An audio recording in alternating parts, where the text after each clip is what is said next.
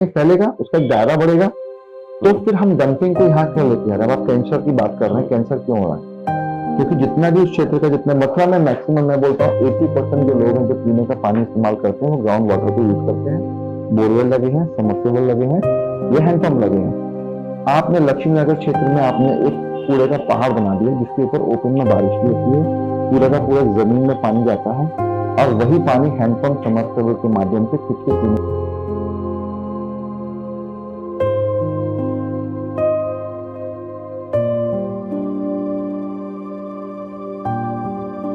Indirectly ये कहना चाहते हैं कि जो हमारे देश में जो लोग काम कर रहे हैं वो लॉन्ग विजन पे काम ना करके शॉर्ट विजन पे काम कर रहे हैं। हमारे बात देश यही में है। तो नहीं, हमारे देश में तो नहीं है, लेकिन हमारे देश में बहुत बहुत ही क्वालिफाइड, बहुत ही एजुकेटेड लोग हैं जो फ्यूचर विजन के साथ भी काम करते हैं। अच्छा। लेकिन कुछ चीजें हैं जिन पे हमें वास्तव में कार्य करने की जरूरत है। जो हमारा इम्प्लीमेंटेशन का ड्यूरेशन है, आज हम सपोज कीजिए 1960 में हम कोई प्रोजेक्ट प्लान कर रहे हैं और 1980s के लिए कर रहे हैं, लेकिन वो प्रोजेक्ट बनता ही 1990 में और 1980 की रिक्वायरमेंट के अकॉर्डिंग, तो वो तो ऑलरेडी आउटडेटेड हो चुका है। तो मेरा ये है थोड़ा सा कि आप इस पे, हमें इस क्षेत्र में कार्य करने की जरूरत है। और जो मेरा जो मानना है व्यक्तिगत तौर पे, हम लोग स्टैट्स एनालिसिस काफी कम करते हैं। हम जो डेटा कलेक्ट करते हैं, चाहे वो रोड का हो, चाहे ट्रैफिक का हो, चाहे एक्सीडेंट का हो, हम उसको शायद सिस्टम में डाल लेते हो या कहीं रिपोर्ट पेपर बनी है, लेकिन फ्यूचर प्लानिंग में हम उस पुराने डेटा को प्रॉपरली एनालिसिस नहीं कर पा रहे हैं।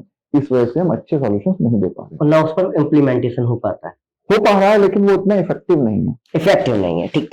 अब मैं बात करूंगा आपसे एजुकेशन के ऊपर कि मथुरा में तमाम जो कॉलेज नए खुले हैं, प्राइवेट सेक्टर बढ़ता जा रहा है, सरकारी सेक्टर जो है कम होता जा रहा है। मैं देख पा रहा हूं कि प्राइमरी एजुकेशन, सेकेंडरी एजुकेशन और हायर एजुकेशन, जब हम प्राइमरी एजुकेशन की बात करते हैं तो वहां पे प्राइमरी एजुकेशन के नाम पे मतलब सैलरी तो बहुत अच्छी है लोगों टीचर्स की, लेकिन बच्चे नहीं। क्या कारण है कि प्राइमरी एजुकेशन में बच्चे नहीं आ पा रहे हैं सरकारी स्कूलों में, और ऐसे तमाम प्राइवेट सेक्टर्स में जो नए नए स्कूल्स खुल रहे हैं उनमें बच्चे भर भर के जा रहे ये एक बहुत ही दुखद विषय है, मेरी नजर में बहुत ही दुखद विषय है। मेरे बचपन काल में मथुरा शहर में गिने चुने प्राइवेट स्कूल हुआ करते थे और जो मेजर जो स्कूल हुआ करते थे वो गवर्नमेंट स्कूल होते थे। गवर्नमेंट इंटर कॉलेज जहाँ से मैं पढ़ा हूँ, क्लेंसी इंटर कॉलेज, जवाहर बाग इंटर कॉलेज, और इसी तरह के आपके दो चार सेठ बीएम पोद्दार, वो तो इतना नाम ही नहीं था, लेकिन इस तरह के मथुरा शहर में इस तरह के इंटर कॉलेज हुआ करते थे जिसमें एडमिशन लेने के लिए भी आपको एंट्रेंस एग्जाम देना पड़ता था। मैंने खुद छठी क्लास के लिए सन 89 में 1990 में 1990 में मैंने छठी क्लास के लिए क्लेंसी इंटर कॉलेज के लिए मैंने एंट्रेंस एग्जाम दिया था।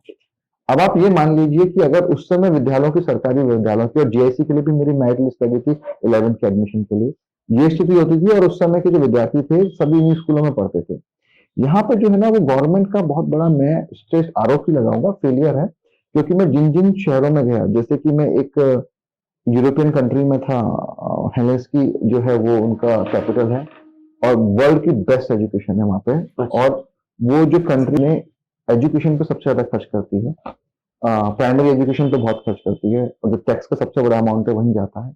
ऐसे में अमेरिका की बात करूं तो जो प्रॉपर्टी टैक्स उस काउंटी का जो आता है, उस क्षेत्र का आता है, उस तहसील का, उस जिले का या उस तालुका का, वो उन्हीं स्कूलों में जाता है और कोई सेंटर से या फिर स्पेसिफिक फंड स्टेट से नहीं आता। बेसिकली जो वो लोग वहां रह रहे हैं उनका टैक्स पे वहां जाता है और स्कूल पे फोकस होता है। मेरे बच्चे भी अमेरिका में जहाँ पढ़ते थे वो गवर्नमेंट स्कूल में जाते थे, और यहाँ के जो बहुत ही क्लास 1 क्लास ए लेवल के जो जितने भी सरकारी स्कूल है उनसे भी वो बेटर है।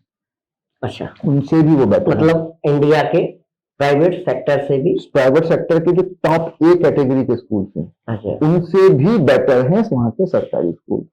तो वहाँ फीस नहीं जाती? फीस नहीं जाती, फ्री पढ़ते हैं बच्चे। हाँ, वहां पे जो है हर बच्चे का एक मौलिक अधिकार है, जो आपका वहां पे 12th को हाई स्कूल बोलते हैं। तो वहां पे हाई स्कूल 4 साल के एलिमेंट्री बोलते हैं।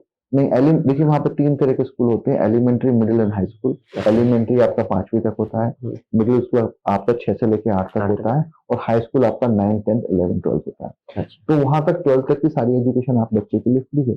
एक जगह यूरोपियन कंट्रीज में भी मैंने भी ये चीज देखी, और इवन जब मैं पढ़ता था तो मेरा भी यही मानना था कि इंडिया में भी यही स्थिति है, क्योंकि 100 रुपए आपकी साल की फीस जाती थी, तो वो कोई बहुत बड़ी स्थिति नहीं थी।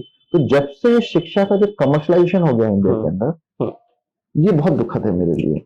तो मैं इसकी आलोचना ही करना चाहूंगा, क्योंकि अभी वापस लौटने के बाद मैंने अपने बच्चों का यहाँ एडमिशन कराया है, तो जितना आप फीस पे करते हैं उसके कंपैरिजन में बच्चों को उस लेवल की एजुकेशन नहीं मिलती। तो बहुत अच्छा एग्जाम्पल दिया। एक सबसे बड़ी समस्या है हमारे मथुरा की लक्ष्मी नगर जमुना पार में, कई सालों से वहां के लोग बहुत ज्यादा मेहनत कर रहे हैं, काम करने की कोशिश कर रहे हैं कि वो डंपिंग ग्राउंड हट जाए, लेकिन आसपास का जो एरिया है उससे बहुत ज्यादा लोग दूषित हो गए हैं और बीमारियां बढ़ रही हैं।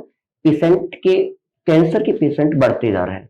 आपके पास में कोई ऐसा फैक्टर है या कोई कारण है जिसको उसे डिसेबल किया जाए या वहां से हटाया जाए? क्योंकि जब वो लाया गया था वहां पर आबादी बहुत कम थी, आज आबादी वहां पर 4 गुनी है। देखिए यहाँ पर भी ना, जब आपसे और मेरी जब ऑफ कैमरा बात हुई थी तो आप कह रहे थे कि इसको शहर से 10 से 15 किलोमीटर दूर होना चाहिए। जब मैं वहां पढ़ता था, 2000 की मैं बात को बता रहा हूँ, जब मैं यूकेजी में पढ़ता था तब वो शायद था, आई थिंक मुझे ऐसा लगता है। और उसके बाद मैं आपको बता दूं वहां आबादी इतनी नहीं थी। यहाँ पर ना मैं 10-15 किलोमीटर तो नहीं बोलूंगा, थोड़ा स्टेप्स थोड़े गड़बड़ है यहाँ पे, लेकिन वास्तविकता हमें समझने की बहुत जरूरत है। जब आपने बात करी कैंसर पेशेंट, ये ना एनालिसिस का सब्जेक्ट है, आपको एनालिसिस करने की जरूरत है। आपको, जैसे मैंने थोड़ी देर पहले आपको बोला कि हम डेटा को कलेक्ट नहीं करते, उसको एनालाइज नहीं करते, उसके बेसिस पे फ्यूचर डिसीजन नहीं लेते। तो ये बहुत बड़ा एग्जाम्पल है। दिल्ली का जो डंपिंग यार्ड है, मैं अभी नोएडा में था, सेक्टर 150, अच्छा, एक कमर्शियल बिल्डिंग में मैं टॉप फ्लोर पे थोड़ा चला गया। अब जो दिल्ली का जो गाजियाबाद बॉर्डर का जो डंपिंग यार्ड है और जो सेक्टर नोएडा 150 है, वो कितने किलोमीटर दूर होगा? तो 60 से 100 40-45 किलोमीटर का डिस्टेंस है। अगर आप रोज बाय रोड होकर जाएंगे, वहां पे जब मैं 10वें 12वें माले पे था, वहां से मुझे वो दिल्ली का डंपिंग का पहाड़ दिखना शुरू हो गया था। इमेजिन करिए, वो पूरे एरिया में एक पहाड़ की तरह से आपको दिखता है।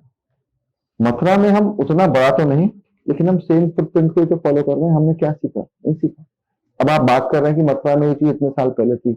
अगर आप 15 किलोमीटर भी मानते हैं, यमुना नदी से लक्ष्मी नगर का वो टी पॉइंट है, वो कितने किलोमीटर? क्या वो 15 किलोमीटर? अगर आप 15 किलोमीटर का भी आंकड़ा देखेंगे तो वो भी नहीं। जब हम फ्यूचर में सिटी के एक्सपेंशन की बात करते हैं, जब हम फ्यूचर में सिटी की पॉपुलेशन इंक्रीमेंट की बात करते हैं, फैलेगा, उसका दायरा बढ़ेगा, तो फिर हम डंपिंग को यहाँ क्यों लेके आ रहे हैं? अब आप कैंसर की बात कर रहे हैं, कैंसर क्यों हो रहा है? क्योंकि जितना भी उस क्षेत्र का, जितना मथुरा में मैक्सिमम, मैं बोलता हूँ 80% जो लोग हैं जो पीने का पानी इस्तेमाल करते हैं, वो ग्राउंड वाटर को यूज करते हैं। बोरवेल लगे हैं, समरसेबल लगे हैं, या हैंडपंप लगे हैं। आपने लक्ष्मी नगर क्षेत्र में आपने एक कूड़े का पहाड़ बना दिया, जिसके ऊपर ओपन में बारिश भी होती है, पूरा का पूरा जमीन में पानी जाता है, और वही पानी हैंडपंप समरसेबल के माध्यम से खींच के पीने। और अब अगर आप इसी तरह से अगर आप बात करें, जैसे कि वो है यमुना नदी का किनारा, कितने किलोमीटर है? 2 से 3 किलोमीटर। आप एक डंपिंग यार्ड आपने डेवलप किया है यमुना नदी के किनारे पे, जो एक बहुत ही अच्छा एग्रीकल्चर